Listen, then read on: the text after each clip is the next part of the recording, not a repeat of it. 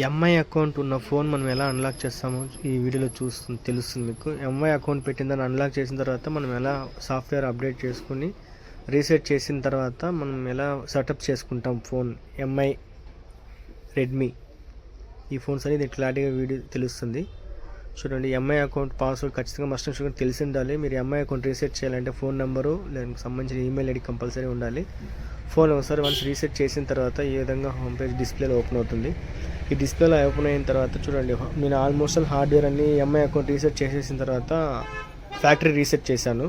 Factory reset చేసిన తర్వాత ఈ విధంగా ఎంఐయుఐ అని చెప్పేసి హోమ్ పేజ్ ఓపెన్ అయింది. ఎంఐయుఐ 12 హోమ్ పేజ్ ఓపెన్ అయిన తర్వాత రీసెట్ అయిన తర్వాత ఎలా సెటప్ చేసుకుని స్టెప్ బై స్టెప్ ప్రాసెస్ చూపిస్తున్నాను చూడండి నీట్గా. మన రీజన్ ఇండియా సెలెక్ట్ చేసుకొని it will take some time, కొంచెంసేపు పడుతుంది, వెయిట్ చేయండి,